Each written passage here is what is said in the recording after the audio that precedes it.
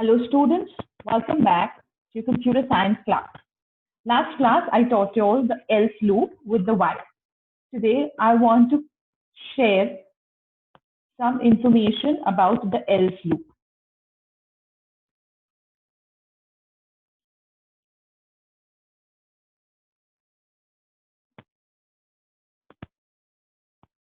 Else loop. So about the else loop, we know I want to talk about else loop with the for and the while options over here. So you can use this with the for and with the else both. But when is it executed differs. So with the for loop, it is executed when the loop is successfully executed or successfully completed. When all the iterations end. Only on the successful completion. But with the else loop, okay, when we put an else clause in the while loop, it is executed only when the while condition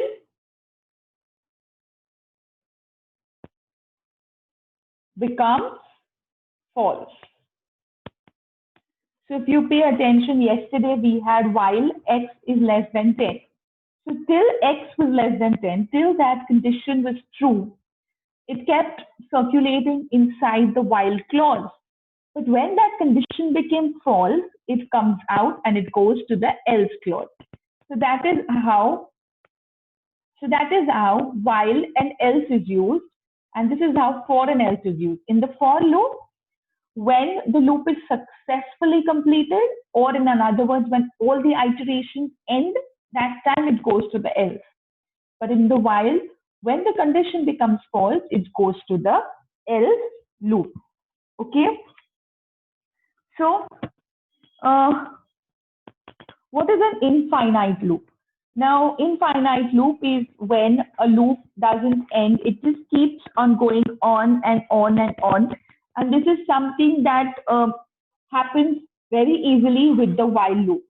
While loop, often you will find yourself, in a fix where you all are in a fix because you all will end up going to an infinite condition. This basically happens when you forget to increment or change the variable value that the while condition is based on. So basically, what happens to this infinite loop is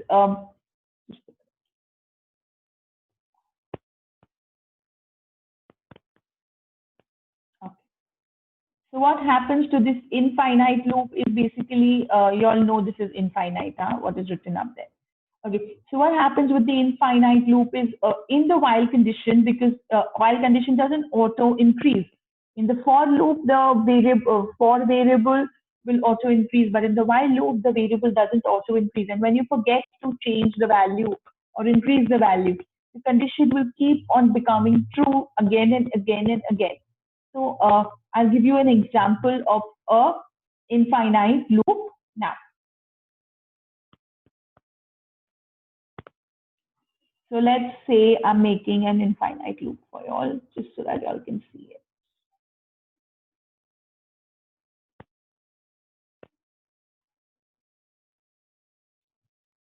Okay, so let's say I have a equals to 1, and I say while a is less than equal to 3, print a. All right, so now if this is the end of my loop over here, I'm not doing anything else. I'm just printing inside my while loop, not outside. I'm printing it inside my while loop. And I'm saying till a is less than equal to 3, you are going to print a. And I'm going to run this. I'm going to save it as infinite loop.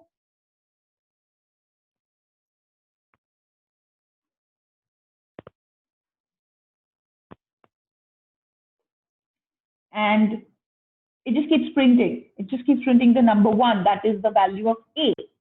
Why does this happen? Because if you look at my code, I have A equals to 1 and I'm printing A. I'm never increasing it. If I don't want it to be an infinite loop, I have to say A plus equals to 1 or A equals to A plus 1. Now, if I'm going to run this loop, it's just printing 1, 2, 3 and stop. So this is another logical error that we are talking about here. You can see in 1, 2, 3 and 1, it was a very simple thing. These are the mistakes you could be doing at home and not realizing it. You all must be making an infinite loop by mistake because A will not auto increase. But if, let's say, if I was supposed to do a for loop over here for A in range 3, 1, 4, because if I do only 3 over here, what will happen is it will print 0, 1, 2.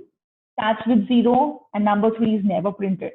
So I will say 1, 4 because I want to print 1, 2, 3. I'm not. Okay. And inside it, I'm saying print A. Now, if I am going to run this loop, I will first save as.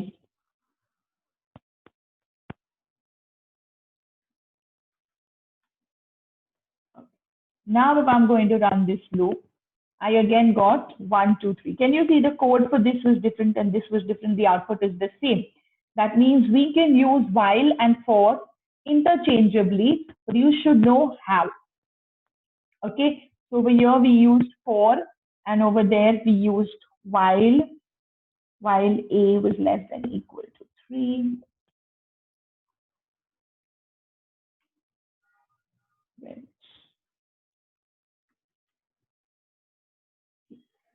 I will get an error in the second one because the value of A is not given. Over here, I will not get an error because A is a for variable and it takes its values from here. But over here, A will not take a value. So over here, I will have to mention A equals to 1. Only then it will tell me. And even after that, I have to give an increment over here, plus equals to 1. Okay, so both these things do the same thing. So depending on the scenario that we are in, we can pick whether we want to use for or while. Remember, both of them also have an else loop with it. Okay, so now you all know about infinite loops. You all know how to use else statements with loops. Okay, and you all even saw how I made an infinite loop by mistake.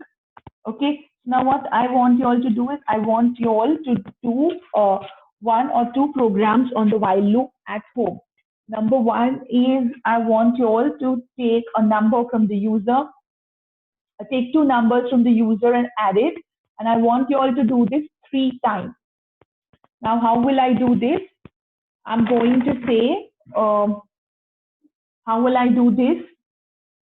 Of course, practice these 2. I'm changing this entire scenario. So, okay, maybe you all were not able to see both the screens, so I'll just change this. Now you all will be able to. So I'm just taking a new file. Over here, I am saying, let's say, number of attempts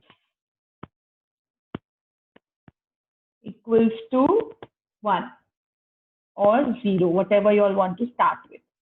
Okay, and then I'm saying while, I'm going to use the while loop, while number of attempts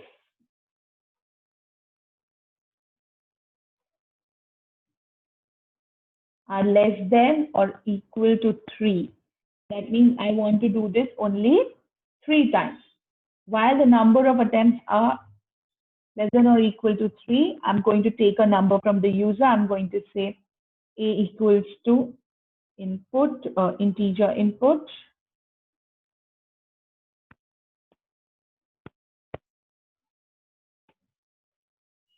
enter first number. I'm going to again take the same thing in B.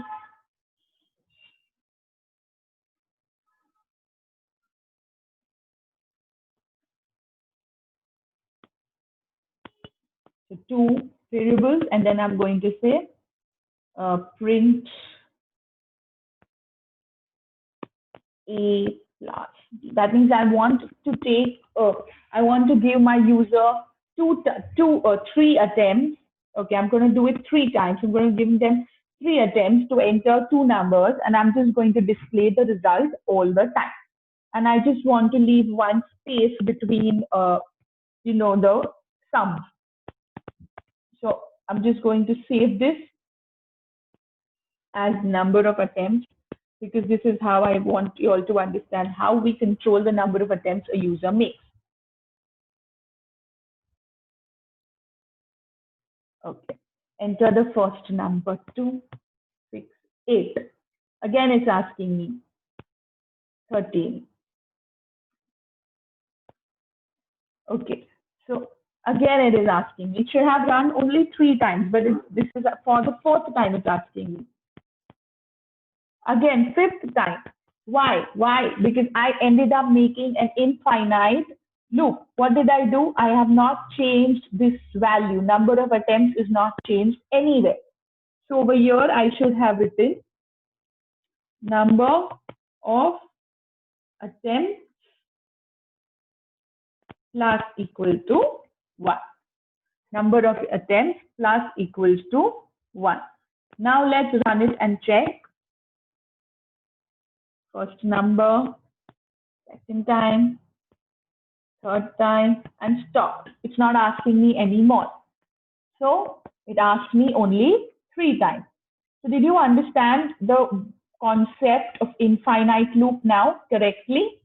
So you will practice this. Okay, and I remember I have told you all to make the programs for area, perimeter, circle, and all. We will use them. Just keep those files handy. So with this, I end today's class. Keep practicing Python. We are going to be picking up on Python more now. So learn Python well. Till then, stay home, stay safe, take care, keep practicing, and keep learning. Thank you.